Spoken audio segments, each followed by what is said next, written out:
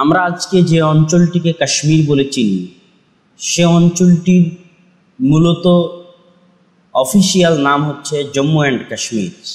এবং এই জম্মু অ্যান্ড কাশ্মীর বা JK যে অঞ্চলটি, যেটাকে আমরা বা বিশ্ববাসী শুধু কাশ্মীর নামে চিনি, এটা মূলত তিনটা অঞ্চলের সমন্বয়। 1 জম্মু, 2 কাশ্মীর, 3 লাদাখ। জম্মু একটু সমতলে, কাশ্মীর হিমালয়ের পাহাড়ি মাঝামাঝিতে একটা উপত্যকা, সমতল উপত্যকা পাহাড়ের মাঝামাঝিতে, যেটাকে কাশ্মীর ভ্যালি বলা হয়। এখনো কাশ্মীর ভ্যালি নামে ওই জায়গাটা আছে। আর একটা হচ্ছে হিমালয়ের সুউচ্চ পর্বতমালার মাঝে লাদাখ, যেখানে জনবসতি একদম কম বললেই চলে। এবং এই তিনটা জায়গার সংস্কৃতি, সভ্যতা আলাদা আলাদা। জম্মুতে মুসলমানদের সংখ্যা বেশি হলেও হিন্দুদের সংখ্যাও কম নয়। 25 থেকে 30% হিন্দু বসবাস করে জম্মুতে। কাশ্মীরে প্রায় 80-90%, কাশ্মীর ভ্যালি যেটা, 80-90% মুসলমান বসবাস করে।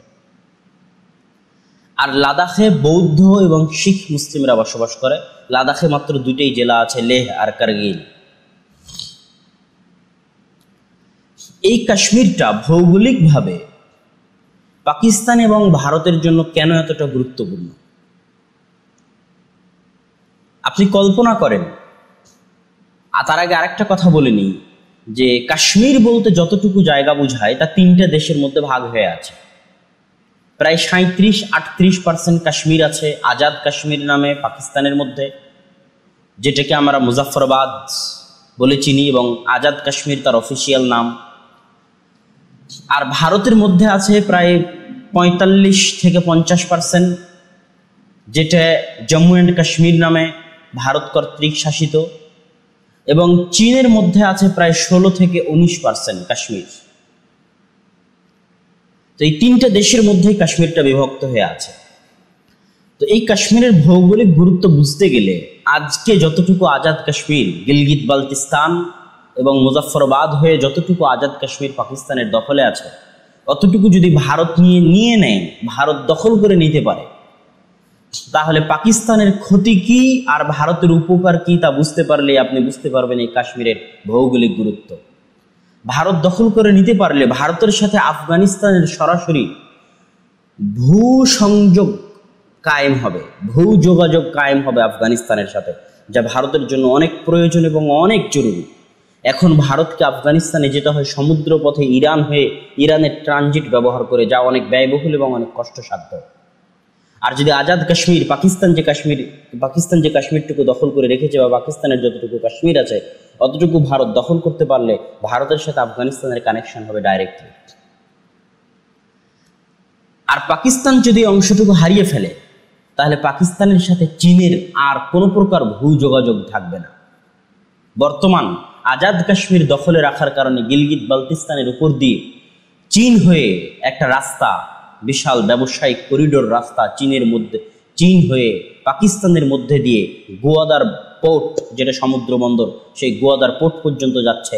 এখন ইউরোপ থেকে, আমেরিকা থেকে, সৌদি থেকে যা কিছু আসবে চীনে, তার ওই ইন্দোনেশিয়া, মালয়েশিয়া হয়ে ঘুরে, থাইল্যান্ডের ওই সমুদ্র হয়ে ঘুরে অনেক দূর দিয়ে আর চীনে যাওয়া লাগবে না, বরং গোয়াদার পোর্ট থেকে নামিয়ে রাস্তার পথে সোজা চীনে প্রবেশ করবে এবং চীনের যাবতীয় ব্যয় খরচ কমে যাবে। তাহলে এবার আপনি বুঝতে পারতেছেন যে আজাদ কাশ্মীর বা কাশ্মীর যে জায়গাটুকু, এই কাশ্মীর জায়গাটুকুর ভৌগোলিক গুরুত্ব চীনের কাছে কতখানি, পাকিস্তানের কাছে কতখানি এবং ভারতের কাছে কতখানি। এই জন্য হিমালয়ের সেই সুউচ্চ পর্বতমালায় সিয়াচেন প্রদেশে যখন কঠিন বরফে ঢেকে যায়, তখন এই কঠিন বরফমালার মধ্যেও পাকিস্তান এবং ভারতের সেনাবাহিনীরা লাইন অফ কন্ট্রোল বা লকে দায়িত্ব পালন করে, অনেক কষ্ট হলেও, জীবন দিয়ে হলেও, শুধু এই ভৌগোলিক গুরুত্বের কারণে। সম্মানিত উপস্থিতি, কাশ্মীরের এই ভৌগোলিক গুরুত্ব বর্ণনা করার পর আপনারা যেটা সবাই জানেন যে কাশ্মীর হচ্ছে পৃথিবীর অপার সম্ভাবনাময় দুনিয়ার বেহেশত বলা হয়। বাদশাহ জাহাঙ্গীর যখন কাশ্মীর দেখেছিলেন তখন বলেছিলেন যে এটাই বেহেশত, এটাই দুনিয়ার বেহেশত, এটাই দুনিয়ার বেহেশত। এবং সকল কবি, সাহিত্যিক তাদের দৃষ্টিতেও কাশ্মীরকে তারা বেহেশত বলেছেন। হিমালয় থেকে বয়ে আসা ঝর্ণাধারা, সুন্দর প্রাকৃতিক দৃশ্য এবং মানুষ, নারী পুরুষ সকলের সুন্দর চেহারা, সব কিছু মিলিয়ে কাশ্মীর এক অলৌকিক এবং স্বর্গীয় দেশ, এতে কোনো সন্দেহ নেই। পর্যটনদের দৃষ্টি আকর্ষণের কেন্দ্র। কাশ্মীরের ফলমূল, আপেল, আখরোট, বাদাম, কাশ্মীরের ফলমূল থেকে যেমন যারাই কাশ্মীর দখল করে আছে এবং কাশ্মীরের অধিবাসীরা লাভবান হয়, তেমনি কাশ্মীরে যে পর্যটকরা আসে সেখান থেকেও একটা বিরাট লাভবান হওয়ার সুযোগ উভয় দেশের আছে। সার্বিক দিক থেকে, ভৌগোলিক দিক থেকে, ব্যবসায়িক দিক থেকে, অর্থনৈতিক দিক থেকে কাশ্মীর একটি অপার সম্ভাবনাময় এবং গুরুত্বপূর্ণ অঞ্চল ভারত, পাকিস্তান, চীন উভয়ের কাছে। এবার আমরা আসি যে কাশ্মীর শব্দটার নামটা কেন কাশ্মীর হলো। অনেক ঐতিহাসিক অনেক কথা বলেছেন, তবে মুসলিম ঐতিহাসিকগণ যারা ইসলামিক পার্সপেক্টিভ থেকে কাশ্মীরের ইতিহাস লেখার চেষ্টা করেছেন, তাদের দাবি হচ্ছে যে নূহ আলাইহিস সালাতু ওয়াস সালামের যে 3টে ছেলে ছিল তার মধ্যে একজন হাম, এবং হামের একজন ছেলের নাম ছিল কাশ, এবং তার নামকরণে এই উপমহাদেশ বা উপমহাদেশের আশেপাশে বা মধ্য এশিয়ায় অনেক জায়গার নাম কাশ দিয়ে রাখা আছে, যেমন কাশগাড়, তেমনি কাশ নামে অনেক নদীও আছে, ইরাকেও আছে অনেক গ্রামের নাম, নিশাপুরে আছে, তেমনি কাশ্মীরেও হয়তো তাদের বংশধরেরা কেউ বসবাস করতো এবং সেই নামে কাশ্মীর নামটি নামকরণ করা হয়েছে। আবার কেউ শাব্দিক অর্থের দিকে গেছে, তখন বলেছে কাশ্মীর শব্দের অর্থ হচ্ছে শুষ্ক, শুষ্কতা। তো যাই হোক, কাশ্মীর নিয়ে আমরা সামান্য কাশ্মীরের ভৌগোলিক, কাশ্মীরের প্রাকৃতিক আলোচনা করার পর কাশ্মীরের যে রাজনৈতিক ইতিহাস সেই দিকে এগিয়ে যায়। কাশ্মীরের রাজনৈতিক ইতিহাস বলতে গেলে সবার আগে ভারত উপমহাদেশের মুসলমানদের সংক্ষিপ্ত ইতিহাসের ফ্ল্যাশব্যাক টানতে হবে। মুহাম্মদ বিন কাসিমের মাধ্যমে পাকিস্তানের সিন্ধু প্রদেশে ইসলামের যে দাওয়াত শুরু হয়, সেই দাওয়াত ভারতে আরও প্রবলভাবে প্রবেশ করে মুহাম্মদ ঘোরির অভিযানের মাধ্যমে, এবং মুহাম্মদ ঘোরির নিযুক্ত সেনাপতি কুতুবউদ্দিন আইবেক, যার নামে কুতুব মিনার আছে, সে কুতুবউদ্দিন আইবেক প্রায় পুরো ভারতে বিজয় অভিযান পরিচালনা করেছিলেন, এবং সেই কুতুবউদ্দিন আইবেকেরই একজন আস্থাভাজন ছিলেন ইখতিয়ারউদ্দিন মুহাম্মদ বিন বখতিয়ার খিলজি। তিনি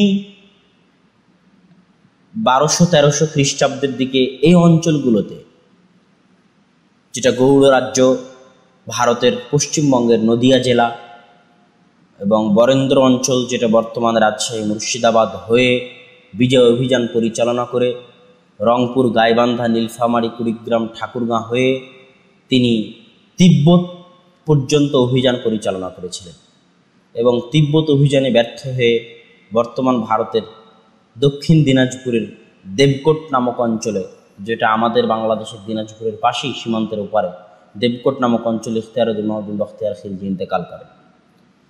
তো এইভাবে ভারতে ইসলামের রাজনৈতিক ইতিহাসের সূচনা হয়। তারপরে আস্তে আস্তে মামলুক সালতানাত, খিলজি সালতানাত, তারপরে তুঘলক সালতানাত, তারপরে সৈয়দ সালতানাত, তারপরে লোধি সালতানাত, এবং সর্বশেষে মুঘল সালতানাতের মাধ্যমে দীর্ঘ 500 থেকে 600 বছর ভারত উপমহাদেশের পুরো অখণ্ড ভারতের উপর মুসলমানদের একচ্ছত্র রাজত্ব, একচ্ছত্র ক্ষমতা আল্লাহ সুবহানাহু ওয়া তাআলা দিয়ে রেখেছিলেন। মুঘল সাম্রাজ্যের শেষ দিকে ব্রিটিশরা ইস্ট ইন্ডিয়া কোম্পানির মাধ্যমে ভারতকে দখল করে নেয়, এবং প্রায় 190 বছর তারা ভারত শাসন করে। তাদের নিকট থেকে ভারতকে মুক্ত করার যে আন্দোলন, তাকে বলা হয় আজাদি আন্দোলন। এই স্বাধীনতা এবং আজাদি আন্দোলনে সবচেয়ে বেশি অবদান মুসলমানদের, যা ইতিহাসের ইতিহাস, চেপে রাখা ইতিহাস, এ এক অন্য ইতিহাস, বাজেয়াপ্ত ইতিহাস, বজ্র কলম, এই জাতীয় বইগুলো পাঠ করলে স্পষ্টভাবে অনুধাবন করা যাবে। 1831 সালের 6 মে ব্রিটিশদের বিরুদ্ধে সর্বপ্রথম জেহাদের ঘোষণাকারী ইসমাইল শহীদ, আল্লাহ তাকে শহীদ হিসেবে কবুল করুন, সৈয়দ আহমদ বেরেলভি, তারা বালাকোটের প্রান্তরে মারা যান, যেই বালাকোটটা কাশ্মীরের অন্তর্গত। এবং এখানে আরও একটি মজার কথা বলে রাখি যে কাশ্মীর একটা সময় শিখরা দখল করে নেয়। কাশ্মীরে ইসলাম আসে রাজনৈতিকভাবে 1349 সালে। মীর শাহ কাশ্মীরে ইসলামের বিজয় পতাকা উড্ডীন করেন। তার পূর্বে কাশ্মীর ছিল ব্রাহ্মণ্যবাদী হিন্দু এবং বৌদ্ধদের কেন্দ্রস্থল।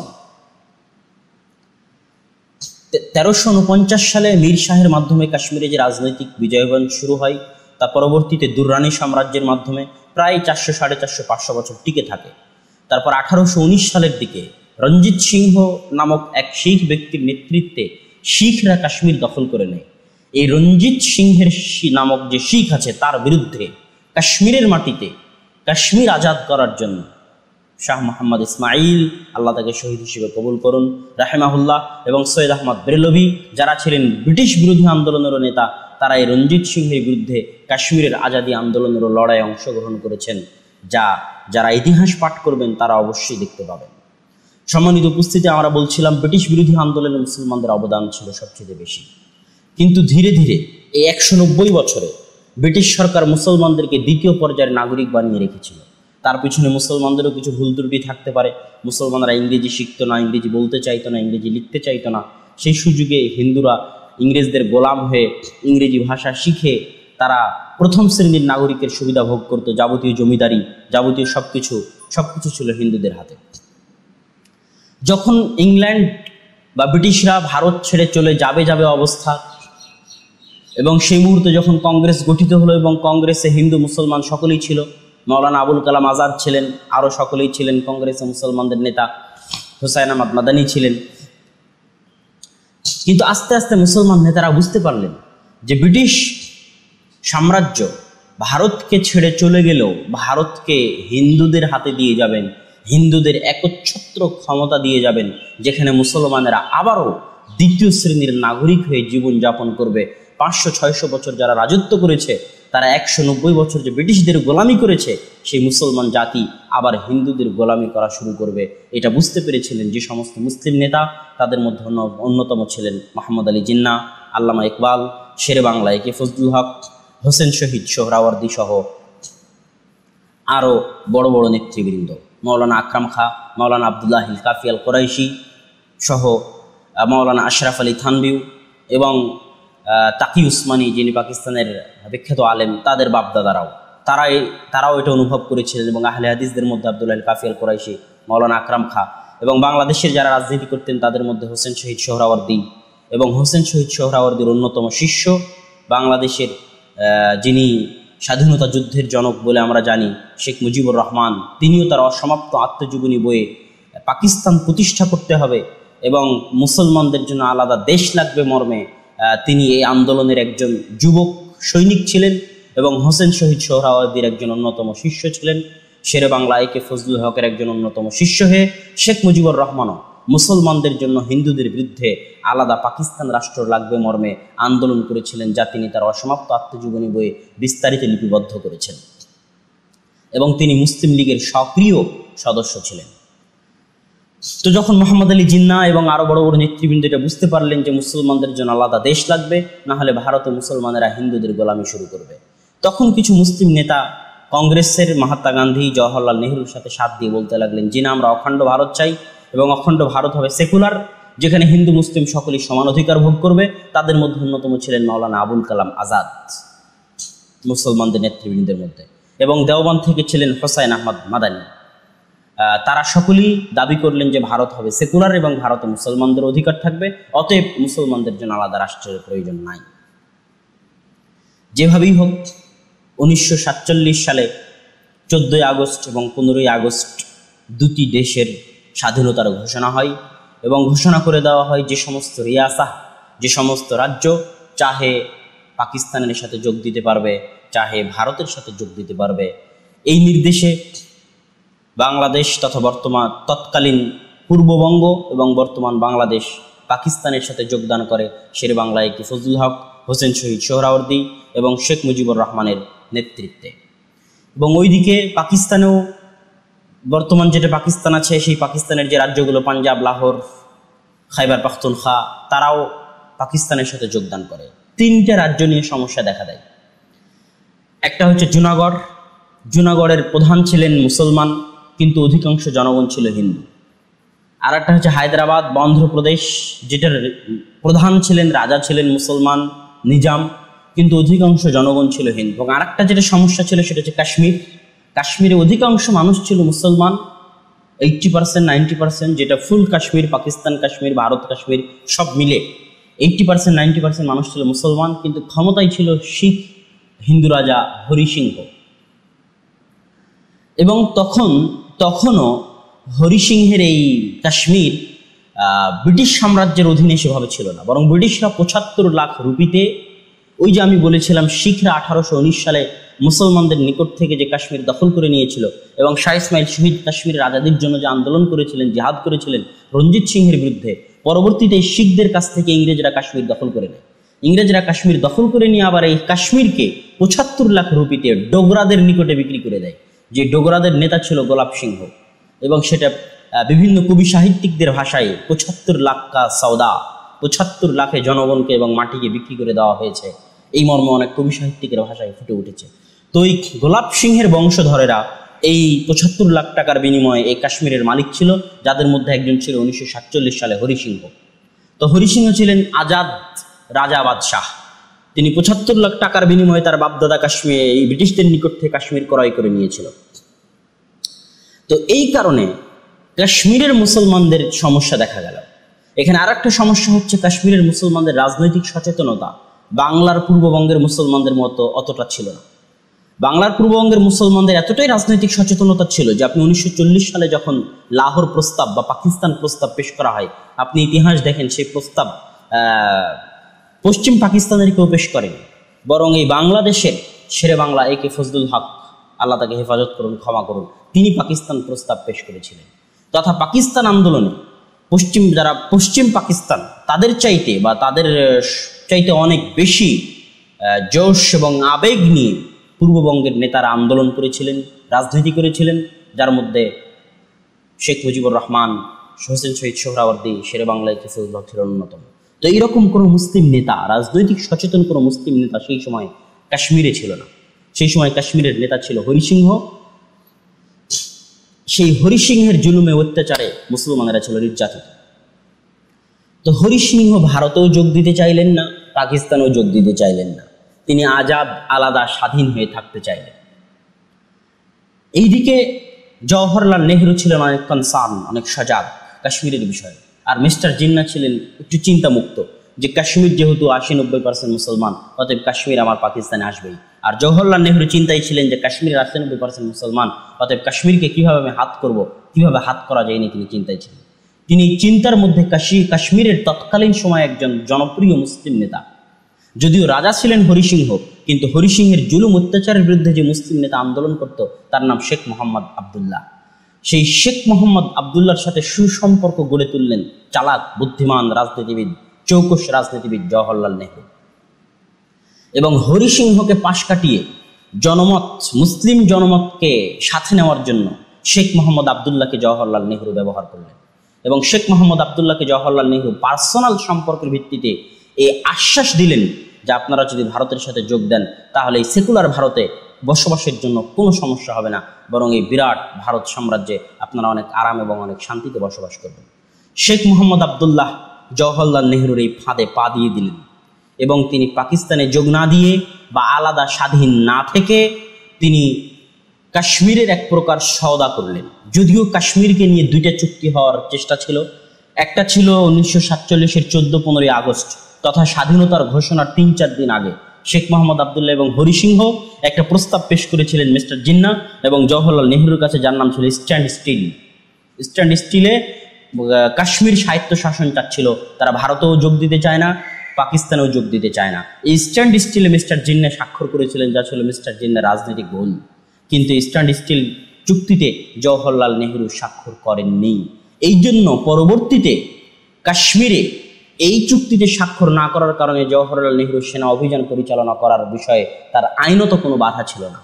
কিন্তু যেহেতু ওই চুক্তিতে মিস্টার জিন্নাহ স্বাক্ষর করেছেন, এই জন্য মিস্টার জিন্নাহর কাশ্মীরে সেনা অভিযান পরিচালনা করার ক্ষেত্রে আইনত বাধা ছিল।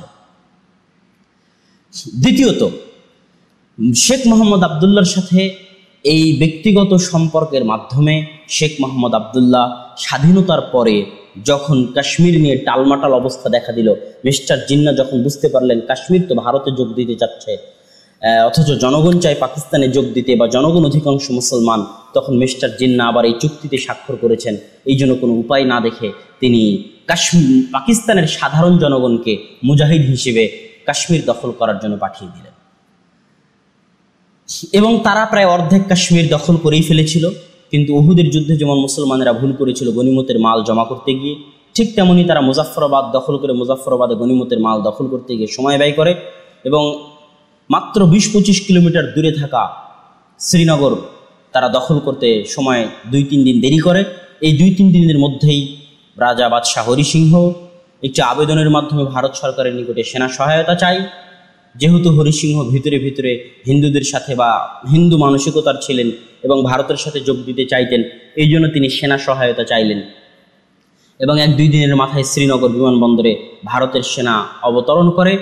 পাকিস্তান যে যতটুকু দখল করতে পেরেছিল ততটুকু পাকিস্তানের দখলে থেকে যায় এবং 4 বছর ব্যাপী যুদ্ধ চলার পর যুদ্ধবন্দির মাধ্যমে ওই লাইনটাকে যতটুকু পাকিস্তান দখল করেছিল এবং ভারতের নিকটে যতটুকু থেকে গেছিল সেটা কি বলা হয় লাইন অফ কন্ট্রোল, যেটা এখনো কাশ্মীর এবং যেটা এখনো ভারত এবং পাকিস্তানের মধ্যে সীমান্ত রেখা হয়ে আছে। সম্মানিত উপস্থিতি, এই পর্যায়ে এসে এই যে ভারতের সেনাবাহিনীর সহায়তা নিয়ে এবার শেখ মোহাম্মদ আবদুল্লাহ এবং বাদশাহ, যারা হিন্দু বাদশাহ, তারা সবাই মিলে ভারতের সাথে একটা চুক্তি স্বাক্ষর করেন। সেটাই হচ্ছে, সেই চুক্তিতে কি আছে? সেই চুক্তিতে আছে যে পাকিস্তান, এটাকে বলা হয় ট্রিটি অফ এক্সেশন, কাশ্মীর শুধু ভারতের সাথে যুক্ত হচ্ছে, ভারতের মধ্যে ঢুকে যাচ্ছে না।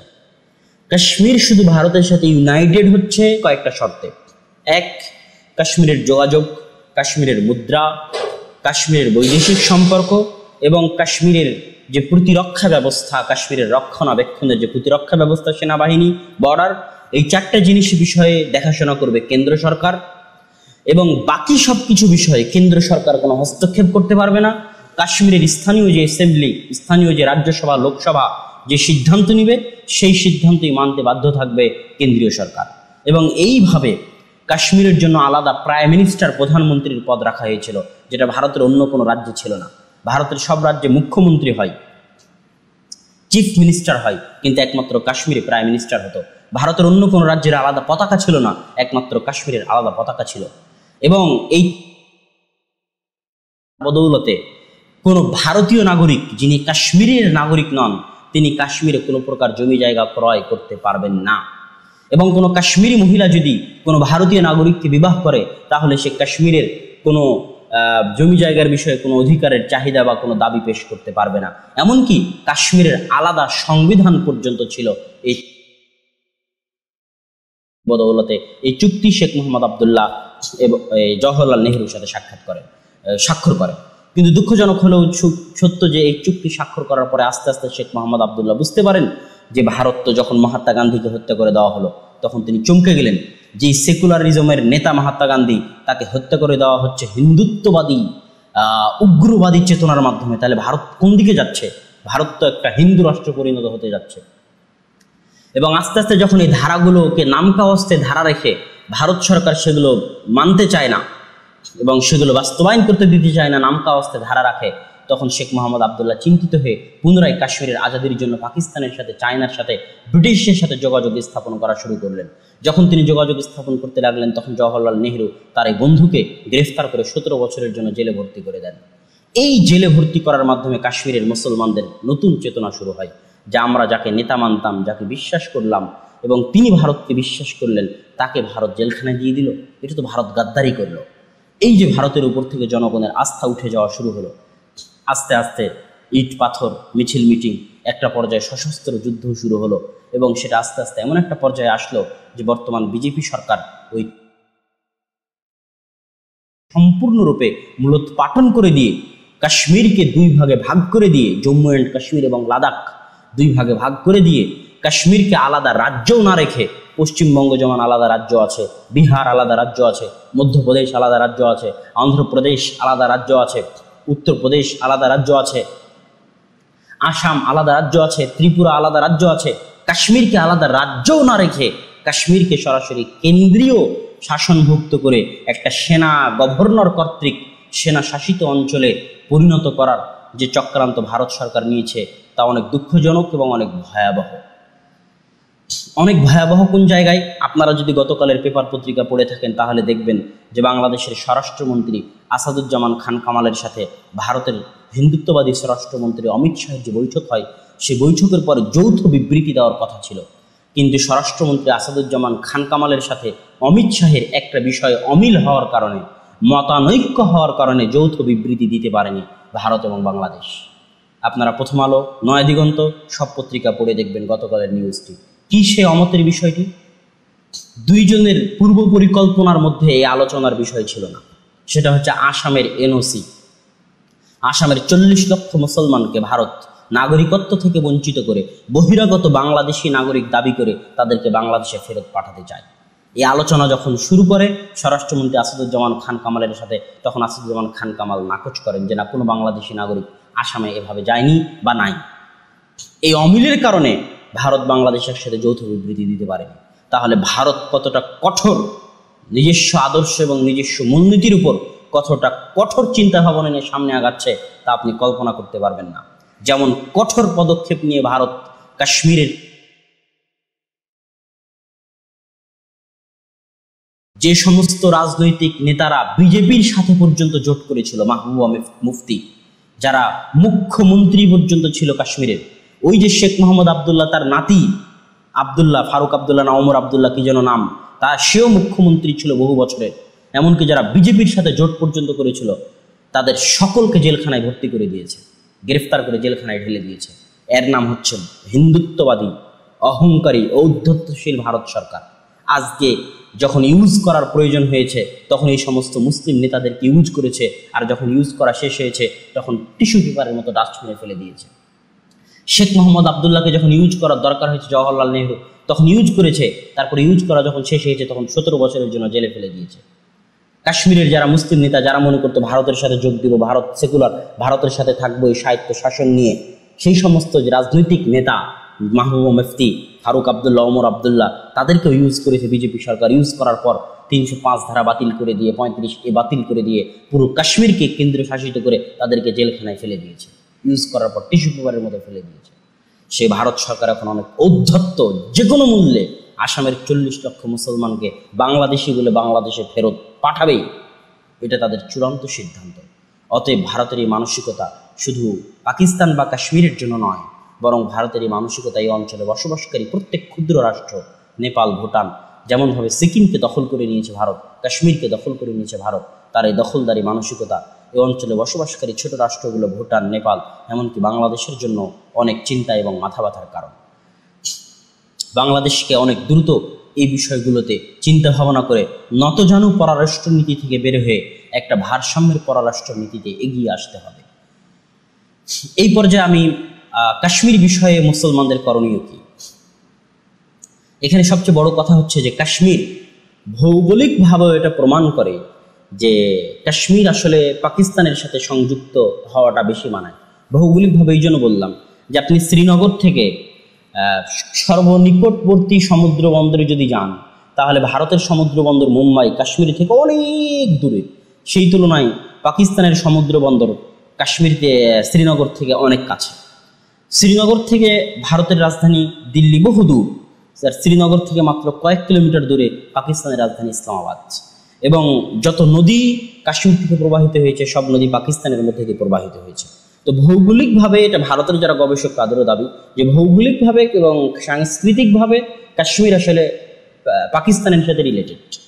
তারপরও আমরা যে জাতিসংঘ যেটা বলেছে আমরা সেটাকেই সামনে রাখতে চাই যে একমাত্র কাশ্মীরের জনগণকে এটা সিদ্ধান্ত নিতে দেওয়া উচিত যে তারা ভারতের সাথে থাকতে চায় না তারা পাকিস্তানের সাথে যেতে চায়, না তারা আলাদা কাশ্মীর স্বাধীন দেশ, কাশ্মীর দেশ হিসেবে গড়ে তুলতে চায়। এই সিদ্ধান্ত নেওয়ার অধিকার কাশ্মীরের জনগণকেই দেওয়া উচিত। ভারত সরকার এই ধারাগুলো বাতিল করে, এই ধারাগুলো বাতিল করার মাধ্যমে ভারত সরকার যে চিন্তা ভাবনা করতেছে সেটা হচ্ছে যে জমি ক্রয় করতে পারবে না বাইরের মানুষ, এই যে একটা সিদ্ধান্ত ছিল, এই সিদ্ধান্তগুলোকে বের করে দিয়ে কাশ্মীর ভ্যালিতে, যেখানে একসময় ব্রাহ্মণ্যরা 1000 বছর আগে ব্রাহ্মণ্য পণ্ডিতরা বসবাস করতেন, যাদের সকলকে এখনো পণ্ডিত নামে জানা হয়, যারা এখনও দুই একটা পরিবার ওখানে বসবাস করে কাশ্মীর ভ্যালিতে, সেই ব্রাহ্মণ্য পণ্ডিতদের ওই কাশ্মীর ভ্যালি থেকে মুসলমানদেরকে উচ্ছেদ করে পুনরায় সারা ভারত থেকে ব্রাহ্মণ্য পণ্ডিতদের জন্য ওখানে আলাদা একটা বসতি গড়ে তোলা এবং মুসলমানদেরকে কৌশলে ফিলিস্তিনের মতো সংখ্যা লঘুতে পরিণত করা এবং পুরো পাকিস্তান বর্ডারে ভরপুর হিন্দু বসতি গড়ে তোলা এবং কাশ্মীরি মুসলমানদেরকে হয় উচ্ছেদ করে, হত্যা করে, ধ্বংস করে, নিধন করে ফেলা, অথবা তাদেরকে ঘরছাড়া করে পাকিস্তানে পুশব্যাক ফেরত পাঠানো। যেমনভাবে রোহিঙ্গাদেরকে বাংলাদেশে পুশব্যাক করা হয়েছে, তেমনভাবে জমি নিয়ে কাশ্মীরিদেরকে পাকিস্তানে পুশব্যাক করানো হবে এবং সেই জমিটা হিন্দু ব্রাহ্মণ্যবাদী পণ্ডিতদেরকে দেওয়া হবে এবং তাদের সেখানে বসতি গড়ে তোলা হবে। এটা হচ্ছে ভারতের পরিকল্পনা। এই মুহূর্তে মুসলিম বিশ্বের যেটা করণীয়, যে আল্লাহ সুবহানাহু ওয়া তাআলা মুসলিম বিশ্বকে যা দিয়েছে, যে নিয়ামাহ দিয়েছে, সেই নিয়ামাহগুলোর যদি মুসলিম বিশ্ব সঠিকভাবে ব্যবহার করে, তাহলে আমি মনে করি আজকের সময়েও পৃথিবীর কোনো দেশ মুসলিম বিশ্বের কোনো ক্ষতি করতে পারবে না। সারা পৃথিবীর যত বড় বড় দেশ, চায়না বলেন, ইউরোপ বলেন, আমেরিকা বলেন, তারা যদি সমুদ্র পথে কম খরচে ব্যবসা পরিচালনা করতে হয়, তাহলে মুসলমানদের সমুদ্র সীমা ব্যবহার করেই তাদেরকে ব্যবসা করতে হবে। সেটা সুয়েজ খাল হোক, সেটা ভূমধ্য সাগর হোক, সেটা লোহিত সাগর হোক, সেটা আরব সাগর হোক, সেটা ভারত সাগর হোক, সেটা বঙ্গোপসাগর হোক, মুসলমানদের সমুদ্র সীমা আপনি যদি মানচিত্র ঘাটেন তাহলে দেখতে পাবেন সবচেয়ে কৌশলগত, পৃথিবীর সবচেয়ে কৌশলগত সমুদ্র সীমার অধিকারী হচ্ছে মুসলিম রাষ্ট্রগুলো, যেগুলো বন্ধ করে দিলে আমেরিকা, ইউরোপ অচল হয়ে যাবে, পৃথিবীর সকল রাষ্ট্র অচল হয়ে যাবে। পৃথিবীর সবচেয়ে বড় যেটা বিমান রুট, সেই বিমান রুটের অধিকাংশ রুট মুসলিম রাষ্ট্রগুলোর উপর দিয়ে। পৃথিবীর যেটা সবচেয়ে শক্তিশালী যে জিনিসগুলো এখন ধরা হয়, সেটা যে তিনটে, একটা হচ্ছে তেল, একটা গ্যাস, আর একটা সূর্যের বিদ্যুৎ, সৌর বিদ্যুৎ বা সৌরশক্তি। এই তিনটা শক্তি পৃথিবী পরিচালনা করতেছে এবং অদূর ভবিষ্যতে করবে। এই তেলের 80-85% মালিক মুসলিম রাষ্ট্রগুলো, এই গ্যাসের 25-30-40% মালিক মুসলিম রাষ্ট্রগুলো, সারা পৃথিবীর গ্যাস সম্পদের। আর সৌরের বলা যায় 80-90% সৌরশক্তির মালিক মুসলিম রাষ্ট্রগুলো। কেননা মুসলিম রাষ্ট্রগুলো যতটা গরম এলাকা, যতটা মরুভূমি সম্পন্ন, ইউরোপ আমেরিকার কান্ট্রিগুলো অতটা গরমও নয়, অতটা মরুভূমি সম্পন্ন নয়, তারা হচ্ছে শীতকালীন রাষ্ট্র। এই জন্য সৌরশক্তি, ভবিষ্যৎ পৃথিবী যদি সৌরশক্তি পরিচালনা করে, তাহলে সৌরশক্তির দিক থেকেও মুসলিম রাষ্ট্রগুলো এগিয়ে। এবং আল্লাহ সুবহানাহু ওয়া তাআলা কিছু কিছু মুসলিম রাষ্ট্রকে এতটা অঢেল সম্পদ দিয়েছে, দুবাই, কুয়েত, কাতার, বাহরাইন, সৌদি, এই মুসলিম রাষ্ট্রগুলোকে এতটা অঢেল সম্পদ দিয়েছে যে তারা এই সম্পদকে ব্যবহার করে অনেক কিছুই করতে পারে। আজকে যদি শুধু মিডল ইস্টের এই কান্ট্রিগুলো বলে যে আমরা ভারতের সাথে যাবতীয় বাণিজ্যিক সম্পর্ক ছিন্ন করব বা ভারতের যাবতীয় শ্রমিককে ভারতে ফেরত পাঠাবো, তাহলে একদিনেই সব কাজ হয়ে যাবে, সব ওকে হয়ে যাবে। এখানে আসলে একক প্রচেষ্টায় কিছুই সম্ভব নয়, ব্যক্তিগত প্রচেষ্টাতেও কিছু সম্ভব নয়। মুসলিম রাষ্ট্রগুলোকে সামনে এগিয়ে আসতে হবে কাশ্মীরি মুসলমানদের হেফাজতের জন্য।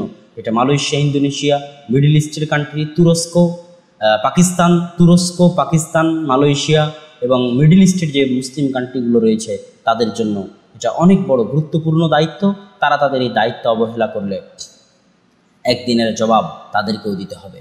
তো আল্লাহ সুবহানাহু ওয়া তাআলা আমাদের কাশ্মীরি মুসলমানদের হেফাজত করুন এবং ভারতের এই ব্রাহ্মণ্যবাদী সরকারের কুদৃষ্টি থেকে আমাদের স্বাধীন মাতৃভূমি বাংলাদেশের স্বাধীনতা ও সার্বভৌমত্বকে হেফাজত করুন। এই বলে আজকে সংক্ষিপ্ত আলোচনা এখানেই শেষ করছি। ওয়া আখির দাওয়ানা আলহামদুলিল্লাহি রাব্বিল আলামিন। আসসালামু আলাইকুম ওয়া রাহমাতুল্লাহি ওয়া বারাকাতুহু। জেলের মধ্যে তো জেল থেকেও তো আল্লাহ এমনি বের করতে পারেন। ফেরেশতাকে গিয়ে বলবেন ওই যে জেলের মধ্যে ইউসুফ বন্দি আছে, উঠিয়ে দেওয়ালটা পার করে দাও। কত সহজ। তো জেল থেকে ইউসুফ আলাইহিস সালাতু ওয়াস সালামকে বের করার জন্য আল্লাহ সুবহানাহু ওয়া তাআলাকে সিস্টেম তৈরি করতে হয়েছে। এই জন্য তিনি লাতিফ। কি সিস্টেম তৈরি করলেন? বাদশাহ স্বপ্ন দেখল, সেই স্বপ্নের কেউ ব্যাখ্যা দিতে পারে না। তো আগের যারা জেলের সঙ্গী ছিল তারা বাদশাকে বলল যে জেলে একজন ব্যক্তি আছে যে ব্যাখ্যা দিতে পারবে, ডাকো। ব্যাখ্যা দেওয়া হলো, ব্যাখ্যা মনোপুত হলো এবং তিনি নিজে থেকে বললেন যে আমাকে এই দায়িত্ব দিলে এই দায়িত্ব আমি সঠিকভাবে পালন করতে পারবো, তবে শর্ত হচ্ছে যারা আমার উপর মিথ্যা অপবাদ দিয়েছিল এদেরকে মিথ্যা অপবাদ তুলে নিতে হবে। মিথ্যা অপবাদ তুলে না নিলে আমি জেল থেকে বের হব না এবং কোনো দায়িত্ব পালন করব না। তারপরে তার ভাইদের সাথে তার সাক্ষাৎ হচ্ছে, যখন ভাইয়েরা ওই দুর্ভিক্ষের সময় খাবার নেওয়ার জন্য সেখানে যাচ্ছে। তাহলে প্রত্যেকটা জিনিস এমনভাবে ঘটতেছে যে কেউ বুঝতে পারবে না যে এই এতগুলো জিনিস ঘটানো হচ্ছে, সব শেষে ইউসুফ আলাইহিস সালামকে তার বাপের কাছে ফিরিয়ে দেওয়া হবে। তার পট পরিবর্তন হচ্ছে, প্রেক্ষাপট তৈরি হচ্ছে। তো যেই দিন ইয়াকুব আলাইহিস সালাম তার 11 সন্তানকে সহ মিশরে যাচ্ছেন, সেই দিন মিশরে গিয়ে 11 ভাই ইউসুফ আলাইহিস সালামকে সিজদা করতেছে। তখন ইউসুফ আলাইহিস সালাম তার বাপ ইয়াকুব আলাইহিস সালামকে বলছে, আব্বা, আমি আপনাকে ছোটতে বলেছিলাম ইন্নী রাআইতু আহাদা আশারা কাওকাবা, আমি দেখছি যে 11টা তারকা আমাকে সিজদা করতেছে। ওই যে ছোটবেলায় স্বপ্ন দেখেছিলাম 11টা তারকা আমাকে সিজদা করতেছে, সেই 11টা তারকা আমার 11 ভাই।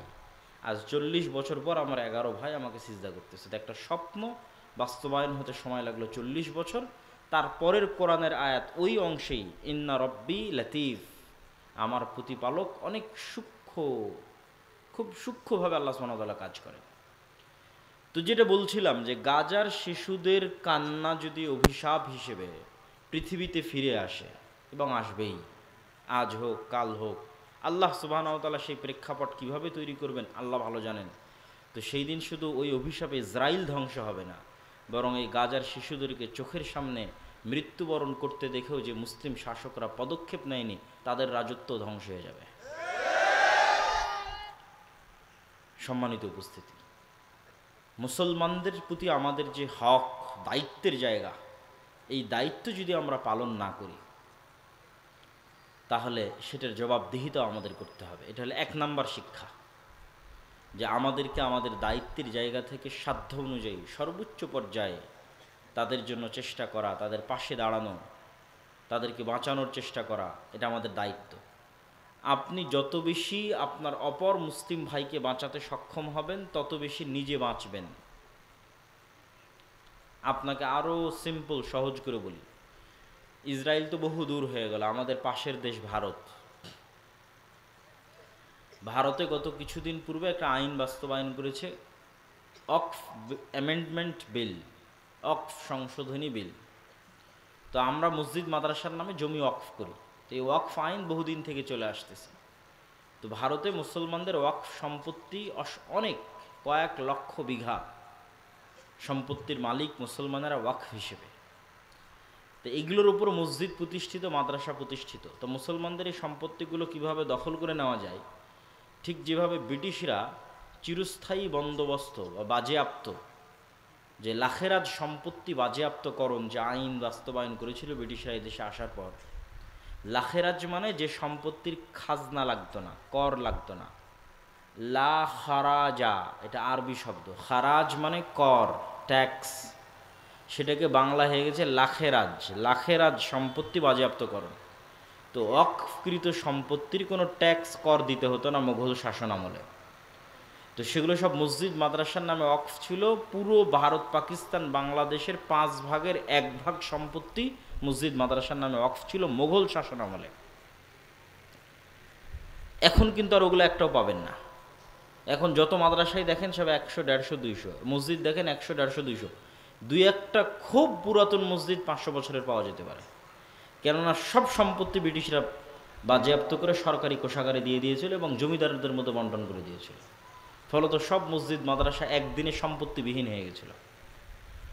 ঠিক একইভাবে আজকের ভারত সরকার মুসলমানদের এই গত 150-200 বছরে যে সম্পত্তিগুলো তারা ওয়াকফ করেছে, মুঘল শাসনামলে যেগুলো করেছিল সেগুলো তো ব্রিটিশরা খেয়ে নিয়েছে।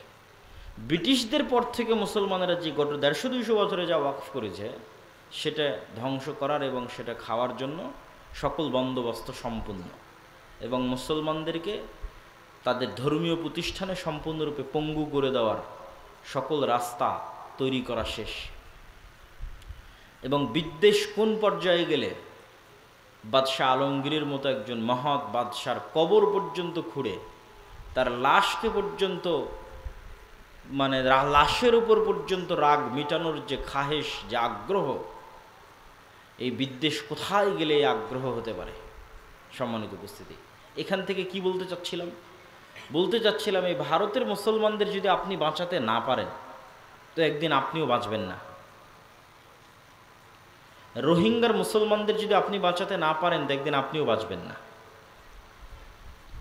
আজকে আরব বিশ্ব যদি গাজার মুসলমানদের বাঁচাতে না পারে তো একদিন তারাও বাঁচবে না। এটা পৃথিবীর নিয়ম।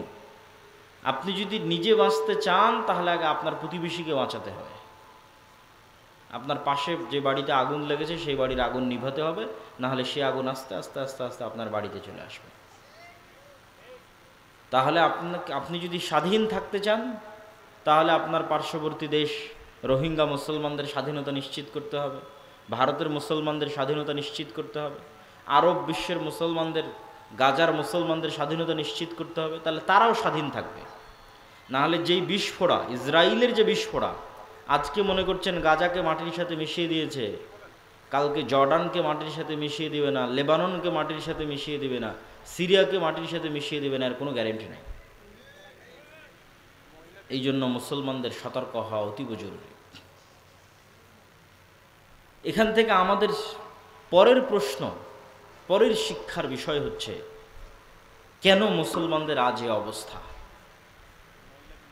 এই যে সমগ্র বিশ্বে মুসলমানদের উপর জুলমের স্টিম রোলার চলছে, মায়ানমারের আরাকান থেকে পার্শ্ববর্তী দেশ ভারত থেকে আরব বিশ্বের ইসরায়েল পর্যন্ত, চায়নার উইঘুর মুসলমান পর্যন্ত সমগ্র বিশ্বে মুসলমানদের উপর যে জুলমের স্টিম রোলার চলছে, মুসলমানেরা এইভাবে গোলাম কিভাবে হয়ে গেল?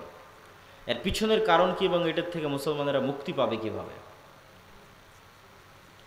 এর পিছনের কারণ এবং এর থেকে মুক্তি পাওয়ার মানদণ্ড যদি আমরা দাঁড় করাই, ফিলিস্তিন দিয়ে দাঁড় করানো যাবে। কিভাবে ফিলিস্তিন দিয়ে দাঁড় করানো যাবে? আগে আপনাকে এই ফিলিস্তিনের মাটির গুরুত্বটা বুঝতে হবে।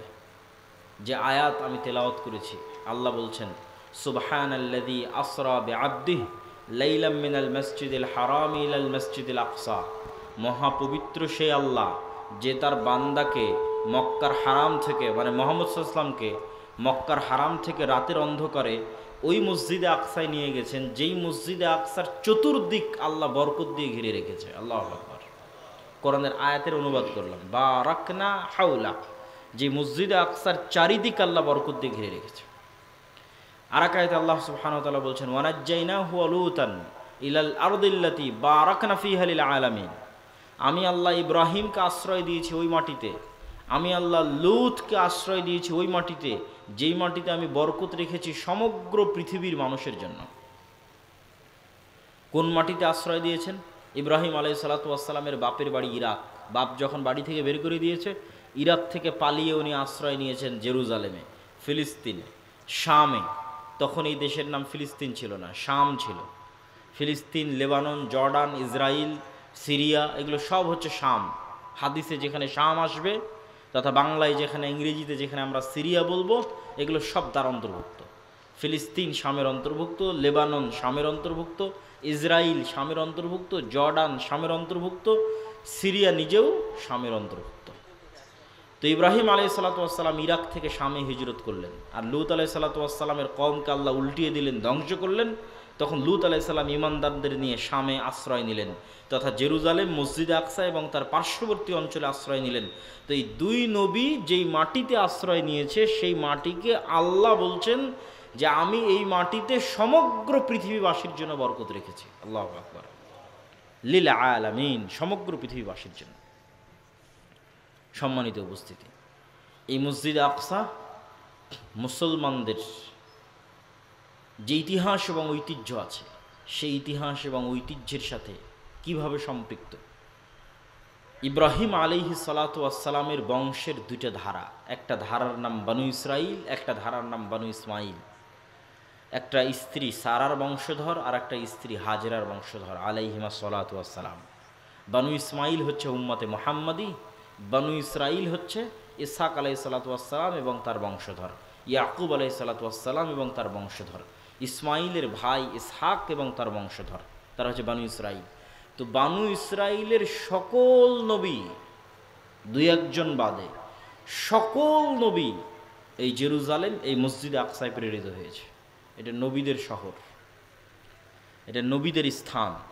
তার মধ্যে দুই একটা নবীর নাম আপনারা খুব ভালোভাবে জানেন, যেমন দাউদ এবং সুলাইমান।